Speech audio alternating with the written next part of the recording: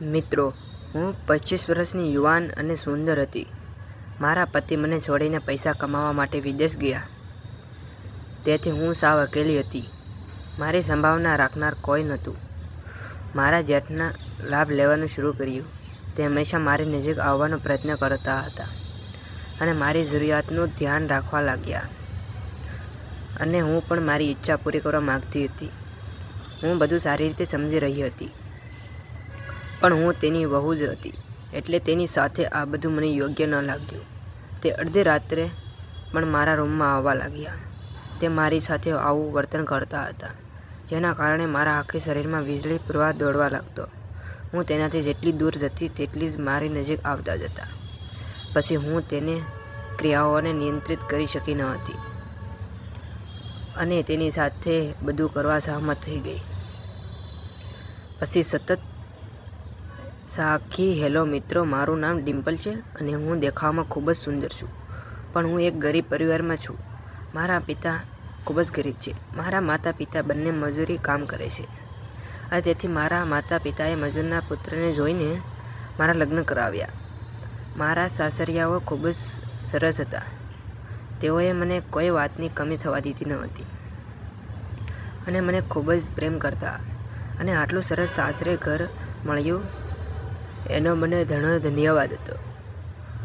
કારણ કે જ્યારે કોઈ ગરીબ પરિવારની છોકરી સારા કુટુંબમાં જાય તેથી તે ઘણા પ્રકારના સપનાઓમાં જોવાનું શરૂ કરે. તેમાંથી હું પણ એક હતી, જેણે ઘરના બધા સપના જોવાનું શરૂ કર્યું. મારા સાસરિયાઓએ મારા લગ્નમાં દહેજ લેવાની ના પાડી દીધી અને એ જોઈએ માતા પિતા ખૂબ જ ખુશ થઈ ગયા. કોઈપણ રીતે મારા માતા પિતા પાસે એટલી સંપત્તિ ન હતી કે હું ખૂબ જ સુંદર દેખાતી હતી, જેના કારણે છોકરાઓ પણ મારી તરફ આકર્ષાયા હતા.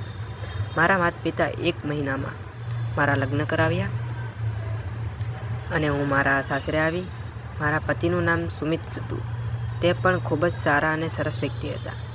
મારા જેઠ ઉપરાંત મારા સાસરિયાના ઘરે મારી સાથે એક નણંદ પણ હતી. તે મારા જેટલી જ ઉંમરની હતી અને તે પણ ખૂબ જ સુંદર છોકરી હતી અને તેઓ પરિવારમાં ખૂબ જ ખુશ હતા. મારી નણંદનું નામ કાજલ હતું. તે પણ ભણાતી હતી, પણ મારા પતિ વિદેશમાં નોકરી કરતા હતા, ત્યારે તેને સારો એવો પગાર મળતો હતો, જેના કારણે ધીમે ધીમે સમય પસાર થતો ગયો અને અમારા લગ્નને 6 મહિના થઈ ગયા. આ 6 મહિનામાં મેં મારા સાસુ અને સસરાની ખૂબ જ સેવા કરવાનું શરૂ કર્યું. મારા પતિ હંમેશા કહેતા કે ડાર્લિંગ, તું ખૂબ જ બુદ્ધિશાળી છે. તું મારા વિચાર કરતાં પણ વધુ બુદ્ધિશાળી છે. તમે મારા માતા પિતાનું ખૂબ જ ધ્યાન રાખો છો, તેથી જ મારા માતા પિતા પણ તમને ખૂબ જ પસંદ કરે છે. તે હંમેશા તમારા વખાણ કરતા રહે છે. ત્યારે તેમની પાસેથી મારા વખાણ કરતા રહે છે અને આ વખાણ સાંભળીને મને આનંદ થતો હતો. બસ આ રીતે મારા પરિવારનું ધ્યાન રાખજે. હું ફક્ત તારા કામ પર ધ્યાન દેતી.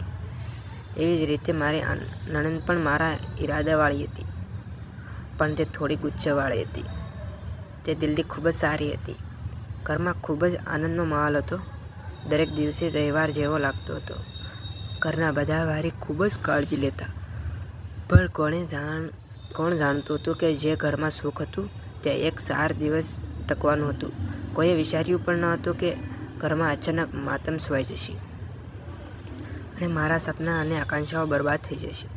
મેં ક્યારેય વિચાર્યું ન હતું કે હું ગરીબ ઘરમાંથી આ ઘરમાં આવી શકું.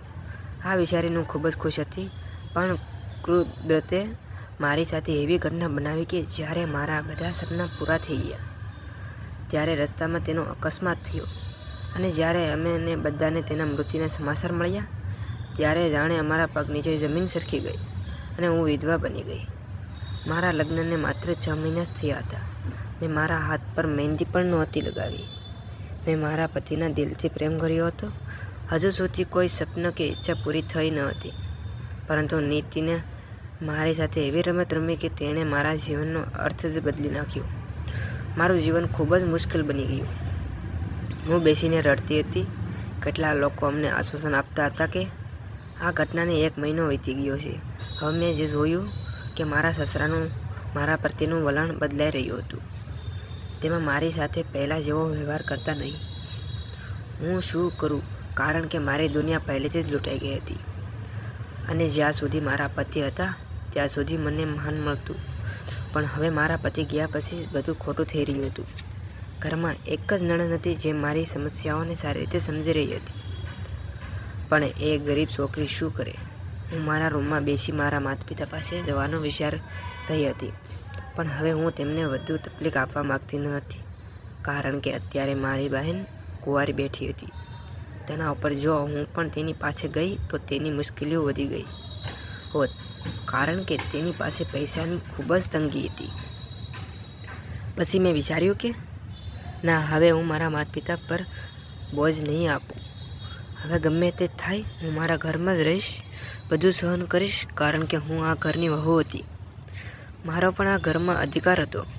હું પણ આ વિચારો સાથે આવતી હતી કે હંમેશા મારા સાસરિયાઓનું ધ્યાન રાખીશ, પણ હવે પરિસ્થિતિ જુદી બની ગઈ હતી.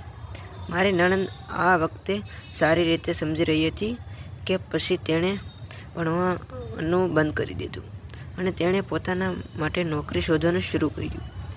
તેણે મને કહ્યું કે ભાભી, વધુ ચિંતા ન કરો, કારણ કે મારા પતિને છોડ્યા પછી મારા સસરા મારી પર નજર રાખતા હતા.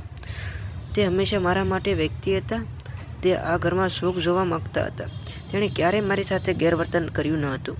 તે દરરોજ મને ખુશ કરવા માટે વિવિધ યુક્તિઓનો ઉપયોગ કરતા હતા, પરંતુ મારી અંદરની પીડા હું અને કેવી રીતે ભૂલી શકું?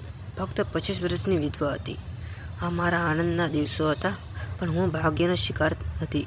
તેથી જ હું ઉદાસ થઈ રહી હતી. ઘરનું બધું કામ નોકરાણીની જેમ કરતી હતી, જેના કારણે મારી હાલત ફફડી થઈ ગઈ હતી. થોડા દિવસો પછી મારી નણંદને ઓફિસમાં નોકરી મળી ગઈ. તે કામ પર જવા લાગી અને સાંજે પાછી આવતી. મારા સસરા રૂમમાં આવતા. રૂમમાં આવ્યા પછી તે મારી સાથે વાત કરવાનું શરૂ કરી દેતા હતા અને છુપી રીતે મારા માટે ખાવાનું લાવતા. હું તેને કહેતી હતી કે મારા પતિ આ બધું લાવે. જો ગામડાના લોકો ખબર પડે તો તેઓ મારા વિશે ખોટું વિચારશે. મારી વાત સાંભળીને તે કહે કે તું ચિંતા ન કર, બસ તારું ધ્યાન રાખજે, કારણ કે ઘરનું બધું કામ તું એકલી જ કરે છે અને તું તારી સાસુની પણ સંભાળ રાખે છે. છતાં તું ક્યારે તેને જવાબ આપતી નથી કે જો આ ઘરમાં બીજું કોઈ હોત તો ખબર નહીં કેટલા ઝઘડા થઈ ગયા હોત. તે દરેક રીતે મને સમજાવવાનો પ્રયત્ન કર્યો. હું શું કરી શકું? મારે તેની પ્રત્યે ધ્યાન આપવું પડ્યું, કારણ કે તે વ્યક્તિ આપણને માન આપતું હતું. તેણે જો મને માન ન આપ્યું હોત તો મારી તકલીફો વધી ગઈ હોત. દિવસો વીતવા ગયા હતા અને મારે રોજ મારી સાસુના મેણા સાંભળવા પડતા હતા, પણ હું તેમને કશું કહી શકી ન હતી. હું જાણતી હતી કે જો હું વધુ કોઈ પણ કહું તો મને બહાર કાઢી નાખશે. તેથી જ હું ચૂપચાપ તેની વાત સાંભળતી. સોમવાર હતો. મારી નણંદ ઓફિસે જતી રહી. હું દિવસભરના કામોમાં પતાવીને પોતાના રૂમમાં બેસીને મારા પતિ વિશે વિચારતી હતી. તેની યાદમાં મારી આંખોમાંથી આંસુ વહેતા હતા. હું તેની સાથે કેટલી ખુશ હતી, પણ હવે મારે માટે જે મુશ્કેલ થઈ ગયું હતું. પછી મારા સસરા મારા રૂમમાં આવ્યા અને તેણે મારી આંખોમાં આંસુ જોયા અને કહ્યું, તમે હવે કેમ રડો છો? તે ગયા છે તે ક્યારે પાછા આવવાના નથી. પોતાને નુકસાન ન કરજો. તમને તમારી જાતને આ રીતે નુકસાન પહોંચાડશો તો તમારું સ્વાસ્થ્ય ખરાબ થઈ જશે. અને પછી મારા સસરાએ મારા લગ્ન કરાવી દીધા. તો મિત્રો, આ એક દર્દભરી કહાની હતી. જો તમને વિડીયો પસંદ આવ્યો હોય તો લાઈક કરો, અને તમે અમારી ચેનલ પર નવા હોય તો અમારી ચેનલને સબસ્ક્રાઈબ કરો દો. બેલ આઇકન દબાવો, જેથી કરીને અમારી આવનારી તમામ વિડીયોની નોટિફિકેશન તમારી પાસે પહેલાં હશે. ધન્યવાદ મિત્રો. મળીશું નવા વિડીયોમાં. Tata, bye bye.